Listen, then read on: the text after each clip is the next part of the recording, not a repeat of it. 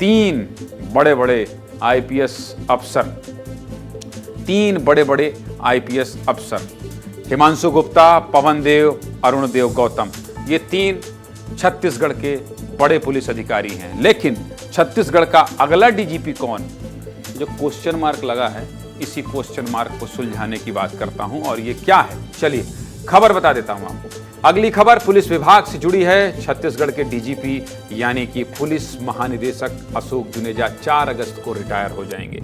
और अब इस बात की चर्चा तेज हो गई है कि छत्तीसगढ़ के अगले पुलिस के मुखिया कौन होंगे। सूत्रों की माने तो अब तक राज्य सरकार की तरफ से नए डीजीपी का पैनल डीओपीटी को नहीं भेजा गया है। कौन हो सकता है नया डीजीपी, डीओपीटी क्या होता है, आपके प्रदेश में पुलिस का सबसे बड़ा अधिकारी कैसे चुना जाता है, आज विस्तार से जान लीजिए विस्तार न्यूज़ से।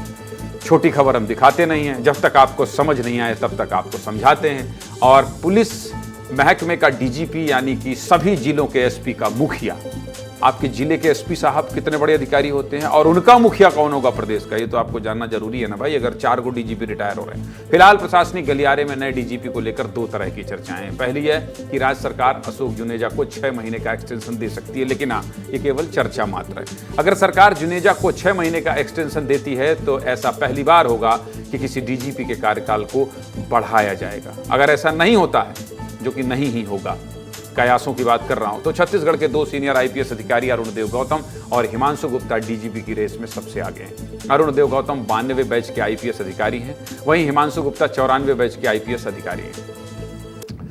अब ये तो कयास है, होना क्या है तस्वीर जल्दी ही साफ हो जाएगी। लेकिन जानना तो सब चाहते हैं कि राज्य का नया डीजीपी कौन होगा। नए डीजीपी की नियुक्ति की चर्चा के बीच मुख्यमंत्री विष्णुदेव साय से भी सवाल पूछा गया। बहुत कम बोला है मुख्यमंत्री जी ने, सुना दीजिए सीएम साहब नए डीजीपी को लेकर क्या कह रहे हैं, सुनाइए जरा।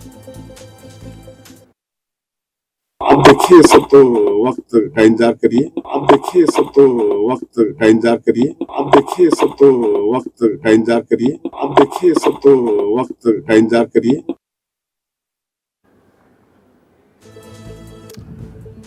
थोड़ा इंतजार कीजिए, मुख्यमंत्री जी कह रहे हैं। डीजीपी बनने के लिए क्या जरूरी समीकरण है वो भी विस्तार से बता देते हैं। यूपीएससी में डीजीपी की नियुक्ति के लिए कुछ नए नियम तैयार किए गए हैं। इसके अनुसार डीजीपी पद के लिए जो पैनल केंद्र को भेजा जाएगा उसमें डीजी रैंक के अधिकारी ही शामिल होने चाहिए।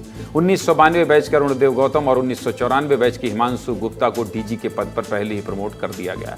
वहीं छत्तीसगढ़ के एक और सीनियर आईपीएस अधिकारी 1992 बैच के पवन देव की फाइल लटकी हुई थी। हालांकि सरकार ने उनकी विभागीय जांच को पूरा कर दिया है, लेकिन डीओपीटी से अब तक उन्हें डीजी बनाने का आदेश जारी नहीं हुआ है। वर्तमान में पवन देव पुलिस हाउसिंग कॉर्पोरेशन के एमडी हैं, वहीं अरुण देव गौतम गृह विभाग के सचिव और हिमांशु गुप्ता पुलिस मुख्यालय में प्रशासन की जिम्मेदारी संभाल रहे हैं।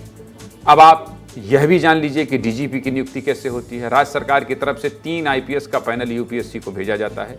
यूपीएससी अध्यक्ष और 3 अन्य सदस्य इस कमेटी में शामिल होते हैं। इनकी अनुशंसा के बाद फाइल केंद्रीय गृह मंत्रालय को भेजी जाती है। यूपीएससी की ओर से फाइनल पैनल में से किसी एक नाम पर सरकार मुहर लगा सकती है। सूत्रों के हवाले से खबर है कि अरुण देव गौतम डीजीपी की रेस में सबसे आगे हैं। लंबी प्रक्रिया है जो मैंने आपको इस खबर में समझा दी है।